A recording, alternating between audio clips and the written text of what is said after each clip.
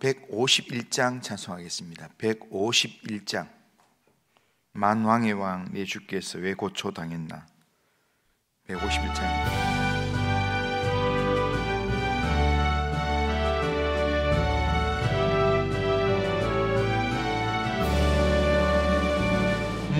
만왕의 왕 내 주께서 왜 고초당했나.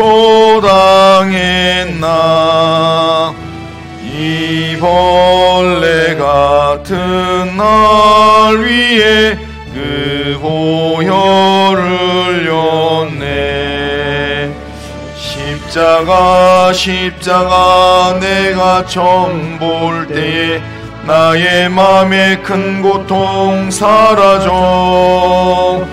오늘 믿고서 내 눈 밝았네.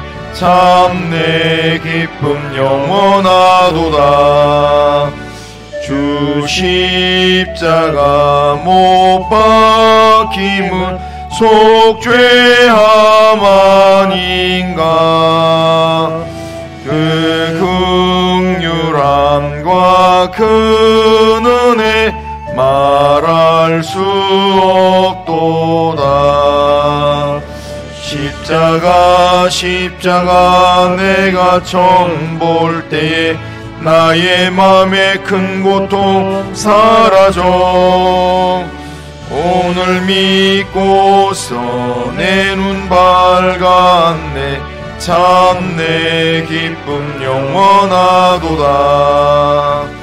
늘 울어도 그 큰 은혜 다 갚을 수 없네. 나 주님께 몸 바쳐서 주의 일 힘쓰리. 십자가 내가 처음 볼 때에 나의 맘에 큰 고통 사라져. 오늘 믿고서 내 눈 밝았네. 참 내 기쁨 영원하도다. 자, 신앙 고백합니다. 나는 전능하신 아버지 하나님 천지의 창조주를 믿습니다. 나는 그의 유일하신 아들 우리 주 예수 그리스도를 믿습니다. 그는 성령으로 잉태되어 동정녀 마리아에게서 나시고 본디오 빌라도에게 고난을 받아 십자가에 못 박혀 죽으시고 장사된 지 사흘 만에 죽은 자 가운데서 다시 살아나셨으며 하늘 오르시어 전능하신 아버지 하나님 우편에 앉아 계시다가 거기로부터 살아있는 자와 죽은 자를 심판으로 오십니다. 나는 성령을 믿으며 거룩한 공교회와 성도의 교제와 죄를 용서받는 것과 몸의 부활과 영생을 믿습니다. 아멘. 자, 하나님 말씀은 마가복음 15장 1절에서 15절입니다. 마가복음 15장 1절에서 15절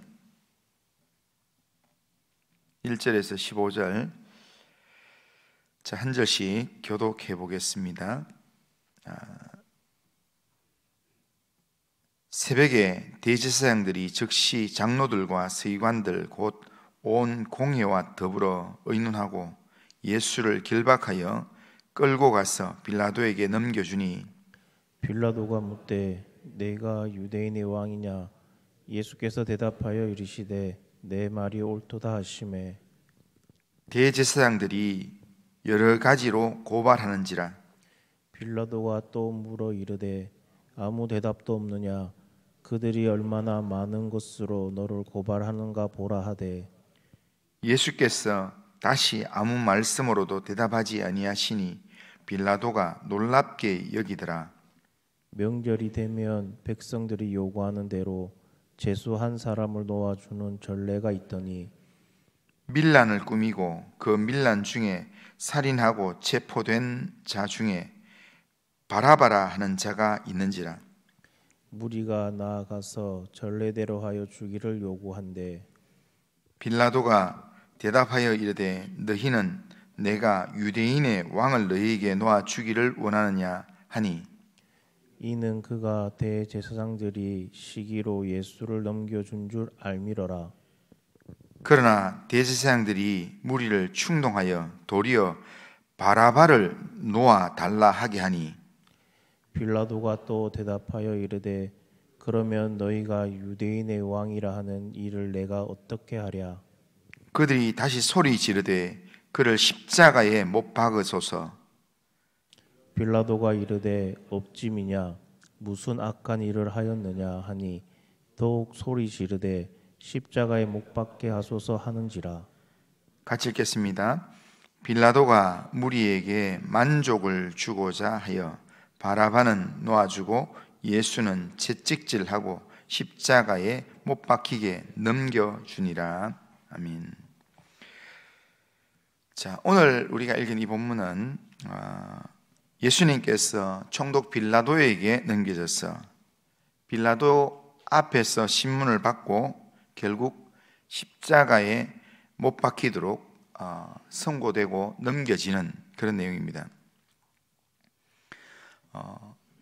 새벽에 대제사장들은 즉시 산헤드린 공회에서 논의를 하고 예수님을 결박해서 총독 빌라도에게 끌고 가서 빌라도가 처단하도록 그렇게 예수님을 빌라도에게 넘겨줍니다.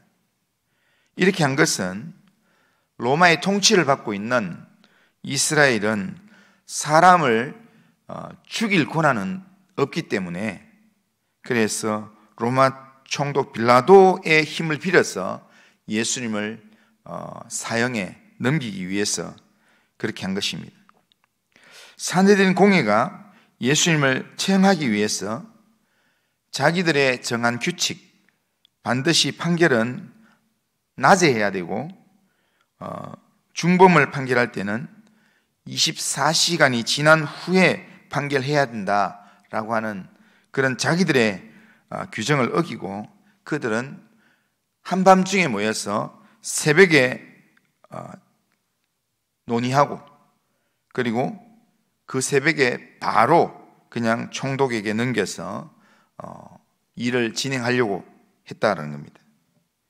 그러니까 이 산헤드린 공회의 이 판결은 상당히 문제가 많은 판결이었고 예수님 측면에서도 굉장히 억울한 그런 억울함이 많은 판결이었습니다. 산헤드린 공회의원이 70명에서 71명 정도로 되어 있는데 갑자기 지금 한밤중에 모여가지고 새벽에 논의한다 하면 공회의원들이 다 오진 않았을 것입니다. 그러니까 여기 성경 주석에 보면 대표자 몇 명들만 와서 마치 산헤드린 공회 전체의 결정인 것처럼 그렇게 했다라고 되어 있습니다. 그러니까 지금 이 판결 자체의 어떤 내용으로 생각해 보면 판결 자체에는 굉장히 문제가 많습니다. 그러니까 이걸 인간적으로 생각하면 예수님이 이 자리에 끌려온 것 자체가 굉장히 억울함이 있는 답답함이 있는 그런 내용입니다. 이런 면을 지금 예수님을 만났던 총독 빌라도도 알았습니다. 오늘 본문 10절을 보면 이는 그가 대제사장들이 시기로 예수를 넘겨준 줄 알미더라 그렇게 합니다. 그러니까 빌라도도 예수님이 자기한테 끌려온 게 대제사장들이 시기해서 예수님을 끌고 왔다는 것을 알았습니다. 그래서 빌라도가 지금 대제사장들이 계속 요구하지만 대제사장들과 지금 상대하는 게 아니라 빌라도가 누구를 상대하는가 하면 무리들한테 이야기하는 겁니다. 이방인이었던 총독 빌라도도 알아차릴 만큼 대제사장들이 예수님에 대한 시기심으로 자기들의 규칙을 어기면서까지 적결 심판으로 그렇게 판결하고 그리고 예수님을 자기에게 끌고 왔다 하는 것입니다. 그래서 빌라도가 예수님께 묻습니다. 2절에 보면 빌라도가 묻되 네가 유대인의 왕이냐? 라고 묻습니다. 그 물음에 예수님께서 그렇다라고 대답하십니다. 그리고 그 외에는 한마디도 대답하지 않았습니다. 이런 예수님의 모습에 대해서 빌라도는 놀랍게 여겼다라고 표현하고 있습니다. 5절을 보면 예수께서 다시 아무 말씀으로도 대답하지 아니하시니 빌라도가 놀랍게 여기더라, 이렇게 말씀합니다. 자, 빌라도가 놀랍게 여긴 이유가 뭐겠습니까? 뻔히 보이는 대제사장들이 지금 여러 거짓 증인들을 세워서 여러 가지 내용으로 지금 예수님을 고발하고 있는데, 그 내용이 누가 봐도 이게 거짓 증언이고 이게 부당한 내용이고 억울한 내용이다라는 것을 알 수 있는데, 지금 예수님의 비유 속에 보면 가난한 과부도 자기가 억울한 일 당하면 찾아와서 내가 억울합니다 이야기하는데, 그런데 예수님께서 지금 눈앞에서 거짓 증언을 하면서 고소하고 이렇게 하고 있는데도 한마디도 하지 않고 그냥 가만히 있다는 겁니다. 그것이 빌라도가 보기에는 이때까지 자기가 총독으로 세판해 본 그 경험을 봤을 때 정말 이례적인 그런 장면이었다라는 겁니다. 보통 사람들 그렇게 하지 않는데 예수님만 지금 이 판결의 권한을 가진 총독 앞에서 한마디도 하지 않고 그냥 모든 상황들을 뒤집어 쓰는 듯한 그런 모습으로 예수님 행동한다는 겁니다. 예수님께서 왜 이렇게 행동하셨을 것입니까? 왜 이렇게 행동하셨겠습니까? 예수님께서 이렇게 하신 이유는 자기 목숨을 많은 사람의 대속물로 주기 위해서 털 깎는 자 앞에서 순한 양처럼 순종하기 위해서였습니다. 하나님께서 예수님에게 맡기신 이 대속의 사역을 그냥 순순히 감당하기 위해서 도살할 양같이 그렇게 끌려가고 그렇게 위협을 당하고, 그럼에도 불구하고 털 깎는 자 앞에서 잠잠한 양같이 그렇게 아무 대답도 하지 않고 반론도 하지 않고 그리고 그렇게 있었다는 겁니다. 이것은 약 700년 전에 예수님을 예언했던, 메시아로 오실 예수님을 예언했던 이사야의 글에 보면 아주 구체적으로 예언되어 있습니다. 이사야 53장 7절에 보면 이렇게 되어 있습니다. 그가 곤욕을 당하여 괴로울 때에도 그의 입을 열지 아니하였으며 마치 도수장으로 끌려가는 어린 양과 틀 깎는 자 앞에서 잠잠한 양같이 그 입을 열지 아니하였도다, 이렇게 말합니다.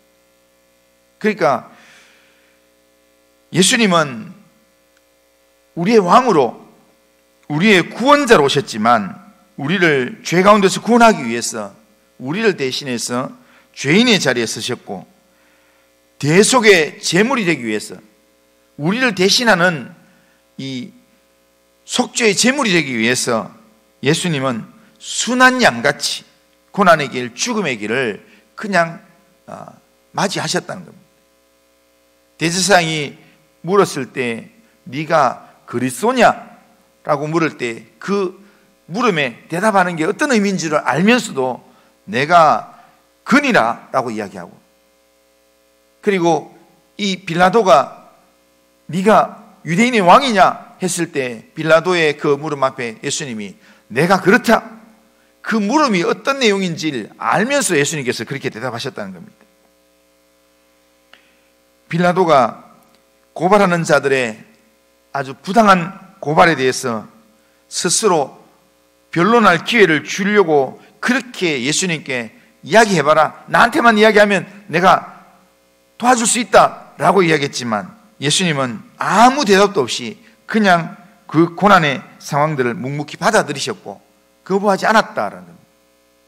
누구를 위해서요?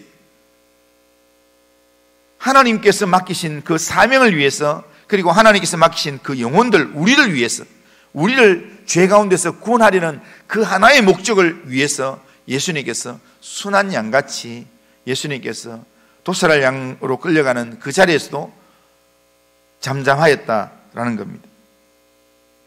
빌라도는 예수님이 자기에 끌려왔을 때 빌라도는 예수님이 죄가 없다는 것을 알았습니다. 그래서 무리들이 충동되어서 예수님을 십자가에 못 박으소서라고 이야기했을 때 무슨 죄로 이 사람을 십자가에 못 박을까? 나는 이 사람에게 죄를 찾지 못하였다라고 이 다른 이 병의 구절에서는 이야기하고 있습니다. 빌라도는 오늘 본문에서도 이 사람이 무슨 죄를 지었냐라고 이 말 속에는 죄 지은 게 없다라는 겁니다. 빌라도도 다 알았습니다.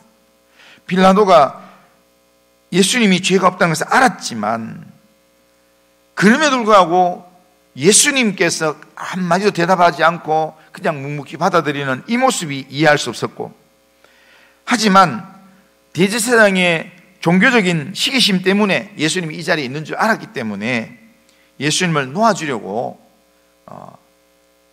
대제사장을 상대하는 게 아니라 무리들을 상대해서 무리들에게 여론으로 예수님을 풀어주려고 마음먹었습니다. 그래서 빌라도가 생각해냈던 게 뭐냐면 그 당시에 6월절 명절에는 특별 사면 제도가 있었습니다. 그러니까 한 명은 누구라도 명절에 사면할 수 있다라고 하는 그런 특별 사면 제도가 있었는데, 그때 백성들이 이 사면 제도에 대해서 활용을 해달라, 실행을 해달라 할 때, 그때 예수님을 놓아주기 위해서 빌라도가 지금 그 당시에 예수님과 대비해서 가장 악한, 가장 이 죄악의 그 형벌이 심한 그런 바라바를 예수님 앞에 비교의 대상으로 세웠습니다. 바라바는 밀란을 일으키고 밀란 중에 많은 사람을 살인했던 그런 사람이었습니다. 그러니까 아주 위험 인물이었습니다. 그렇기 때문에 사람들이 아무리 지금 이게 충동질 되어서 예수님을 지금 잠깐 싫어서 왔지만, 그러나 아무리 예수님 싫다고 이 위험한 바라바를 지금 선택하면서 예수님을 죽게 만들겠나라는 생각에 빌라도가 바라바, 예수님 둘 중에 누구를 놔줄까? 이렇게 백성 무리들에게 물었습니다. 당연히 사람들은 바라바는 절대로 안 됩니다 라고 이야기할 줄 알았는데, 오늘날로 말하면 지금 엄청난 연쇄살인을 저지른, 이렇게 옛날에 지금 뭐 감옥에 뭐 갇혀 있는 뭐 창원입니까? 신창원, 예? 뭐 하고 예수님하고 둘 중에 누구를 놔줄까? 이렇게 이야기하면 당연히 저 사람이 나오면 우리가 위험하기 때문에 안 된다. 그러니까 거기에 비해서는 예수님을 놓아줘야 된다. 이렇게 이야기할 줄 알았는데, 지금 대제사장들이 이런 내용을 미리 예측을 하고, 그리고 백성들 안에 지금 충동질하는 사람들을 돈 주고 넣어놨어. 그래서 이 대제사장들이 예수님을 제거하기 위해서 위험한 살인을 해서 위험한 바라바를 놓아주게 해달라고 그렇게 이야기하고, 그 예수님 어떻게 할까 하니까 예수님은 무조건 십자가에 못 박아야 된다, 그렇게 외치게 만들었습니다. 11절에 보면 그러나 대제사장들이 무리를 충동하여 도리어 바라바를 놓아달라 하게 하니 라고 말합니다. 예수님을 십자가에 못 박으라고 외친 사람들은 무리들이었습니다. 이들은 대제사장들에게 돈을 받고 매수된 그 사람들 사이에 있으면서 그 사람들에게 충동되어서 결국 예수님을 십자가에 못 박으라 라고 외쳤습니다. 13절에 보면 그들이 다시 소리를 지르되 그를 십자가에 못 박게 하소서, 그렇게 빌라도에게 외쳤습니다. 그리고 14절 중반에는 더욱 소리를 지르되 십자가에 못 박게 하소서, 그렇게 외칩니다. 결국 이 소리들 때문에 빌라도는 예수님이 죄가 없으신 줄 알았지만, 죄가 없다는 걸 빌라도는 알았지만, 무리들이 너무 날뛰니까 무리들을 만족시키기 위해서 결국 빌라도는 이들의 부르짖음에 예수님을 결국 십자가의 형벌, 죽이는 그 형벌로 선언을 하고 그리고 그들에게 넘겨주게 된다는 겁니다.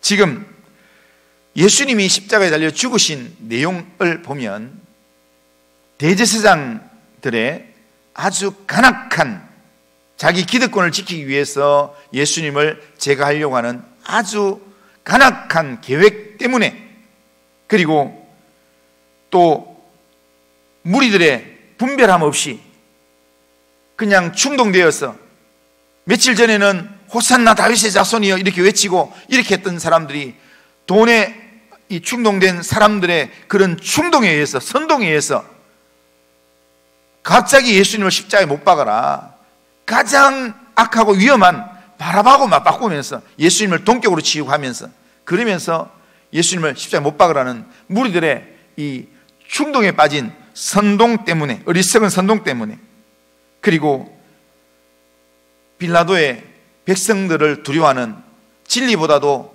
사람들의 시선이 두려운 이 빌라도의 이 판단 때문에 결국 예수님이 십자가에 못 박히셨습니다.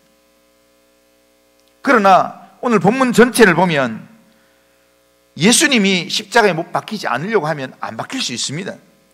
그런데 예수님께서 십자가에 못 박히는 그 길로 나아가신 것은 결국 대제사장의 간악함 때문에, 무리들의 그런 불시점 때문에 빌라도가 우유부단하게 자기 자리만 지키려고 그렇게 백성들의 외침이 두려웠기 때문에 그렇게 예수님이 십자가에 못 박히신 것이, 십자가의 죽음으로 나아가신 것이 아니라 예수님께서 우리 죄를 대신하기 위해서, 예수님께서 우리를 하나님의 자녀 삼으시기 위해서 우리를 용서하는 방법이 이 길밖에 없기 때문에 예수님께서 십자가에 달려 죽으셔야만 그가 채찍에 맞음으로 우리가 나음을 입을 수 있기 때문에 예수님께서 그 길을 도수장으로 끌려가는 양처럼, 양털 깎는 자 앞에서 순한 양처럼 예수님께서 아무 대답도 없이 그냥 그 길로 걸어가셔서 십자가의 형벌을 당하게 된 것입니다. 오늘 우리는 우리를 위해서 십자가의 길을 걸어가신 예수님을, 우리는 우리를 위해서 예수님께서 그 길을 걸어가셨다는 겁니다. 이 세상 많은 사람들 중에서 구원할 사람이, 이 세상 많은 사람 중에서 구원할 사람이 오늘 나 한 사람밖에 없다, 구원해야 될 사람이 나 한 사람밖에 없다면 예수님께서 그 길을 가셨을까? 예수님은 나 한 사람을 구원하기 위해서도 그 십자가의 길을 선택하셨을 것입니다. 왜냐하면 예수님의 말씀 속에서 아버지께서 내게 주신 자 하나도 나는 잊지 않고 이끌 것이다, 그렇게 말씀하셨기 때문입니다. 그런데 이렇게 우리를 생명의 길로 이끌기 위해서, 우리를 죄 가운데서 구원하기 위해서, 생명의 길을 인도하기 위해서 십자가의 길을 걸어가신 예수님 앞에서 지금 무리들을 자세히 보면 분별력이 없습니다. 3일 전에는 이 무리들이 예수님이 예루살렘에 입성할 때, 그때 무리들이 종려나무 가지를 던지고 겉옷을 벗으면서 호산나 우리를 구원하소서 다윗의 자손이여 이렇게 외쳤던 사람들이 충동질 몇 마디에 갑자기 돌변해가지고 예수를 십자가에 못 박아라, 십자가에 못 박게 하소서 이렇게 외치는, 그리고는 나중에 예수님께서 십자가에 못 박혀 죽고 여러 현상들이 일어날 때 가슴을 치면서 그렇게 후회하는 그런 인생들이 무리들이라는 거예요. 오늘 우리가 그런 인생으로 혹 예수를 믿는다고 하면서도 상황에 따라서, 환경에 따라서 조금 내 상황이 좀 좋아지면 마치 내가 완전 천국 가는 것처럼 그렇게 좋아하고, 내 상황이 조금 힘들면 어떻게 나한테 이럴 수 있습니까? 나 더 이상 예수 안 믿습니다, 이러면서 하나님 앞에 때로는 도전하면서 그렇게 하기도 하고, 그런 충동적인 그런 행동을 하는 무리들처럼 살고 있지는 않습니까? 예수님은 하나님께서 우리를 위해서, 우리를 죄 가운데서 구원하기 위해서 정하신 그 길을 가기 위해서 한 번도 허리틈이 없이, 한 번도 치우침이 없이 예수님은 오로지 그 길을, 대제사장이 무슨 짓을 하든지 무리들이 어떤 소리를 하든지 간에 한마디도 하지 않고 나는 내 길 가리라, 그 마음으로 주님은 십자가의 길을 걸어가시는데, 그 주님을 따르는 주님의 제자라고 하는 우리가 때로는 충동되어서, 때로는 웃었다가, 때로는 실망했다가 그런 모습으로 살고 있지는 않은지 우리 자신을 한번 돌아볼 수 있길 바랍니다. 우리가 그렇게 충동적으로 살아가면 마귀가 우리를 가만두지 않습니다. 마귀가 우리를 붙들고 우리를 흔들기 시작하면, 마귀에게 끌려다니기 시작하면, 마귀가 세상 사람들만 유혹하는 게 아니라 하나님의 사람들도 유혹해서 하나님의 사람들도 결국에는 하나님을 대적하는 일들 하게 하고 십자가의 원수로 살게끔 그렇게 충동질 시킨다는 겁니다. 베드로가 주님 앞에 그렇게 큰 소리 치고 했지만, 그러나 이 위협 앞에 베드로가 나는 주를 모릅니다, 주님이 보는 눈앞에서, 다른 성경에 보면 예수님께서 이 잡히실 때 예수님이 보는 눈앞에서 예수님의 눈과 베드로의 눈이 시선이 마주치는 그 상황에서 베드로가 나는 절대로 모릅니다 맹세하면서 저주하면서 예수를 부인했던 베드로의 모습, 결국 베드로의 인간적으로 약한 모습이겠지만 그 약한 모습을 사용하는 사단의 충동질이 베드로를 그렇게 무너지게 만든 것입니다. 오늘 우리가 영적으로 정신을 바짝 차리고 주님이 내 안에, 내가 주님 안에 가는 믿음의 삶으로 영적 무장하지 않으면 우리도 언제 사단의 충동을 받아서 언제 넘어질지 모르는 연약한 자들입니다. 그렇게 연약한 모습으로 살지 않기 위해서 우리는 우리를 생명으로 인도하기 위해서 앞서 걸어가신 예수님을 바라보면서, 예수님을 의지하면서 주만 바라볼 수 있어야 합니다. 주님만 의지할 수 있어야 합니다. 주님이 내 안에, 내가 주님 안에 가는 그런 믿음의 삶을 살 수 있어야 합니다. 그런 삶을 우리가 믿음으로 살아갈 때 주님께서 나를 통해서 나로 하여금 영광을 받으실 수 있도록 우리의 삶을 생명의 길로, 영향력 있는 삶으로 인도해 주실 줄로 믿습니다.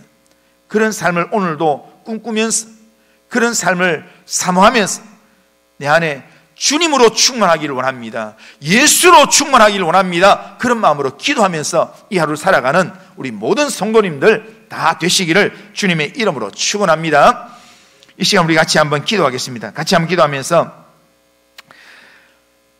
이 대제사장들의 아주 간악하고 여러 가지 부당한 그런 내용으로 십자가의 길을 몰아가고 죽음으로 몰아가고, 무리들은 정말 충동질 당한 사람들의 선동되어서 거기에 정신없이 외치는, 무슨 말 하는지도 모르고 외치는 그런 무리들의 리석은 외침들, 그리고 자기 자리 지키기를 원해서, 자기 자리가 두려워서 무리들을 만족시키기 위해서 잘못된 최종 결정을 했던 빌라도의 이 모습, 이런 모습에도 불구하고 예수님께서 하나님께서 맡기신 구속의 사역을 이루기 위해서, 대속의 사명 감당하기 위해서 도살할 양같이, 양털 깎는 자 앞에서 순한 양같이 아무 말 없이 이 십자가의 길을 걸어가신 예수님을 묵상하면서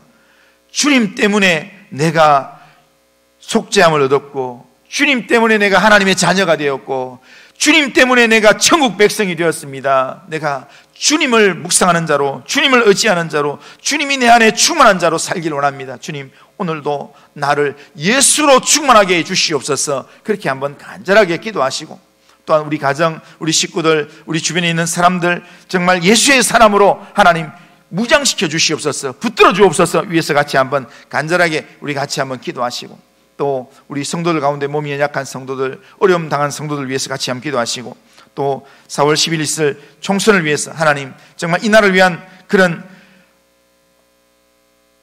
환경에 의해서, 분위기에 의해서, 자기 이기심을 위해서 그렇게 일하는 일꾼이 아니라 나라와 백성을 위해서 일할 수 있는 일꾼들이 세워지는 그런 총선이 되게 해달라고 위해서, 이 나라를 위해서 같이 한번 기도하시고, 개인적인 기도 좀 가지고 그렇게 기도하시다가 돌아가실 수 있기 바랍니다. 우리 같이 한번 주여 한번 외치고 기도 나갑니다. 같이 한번 기도합니다.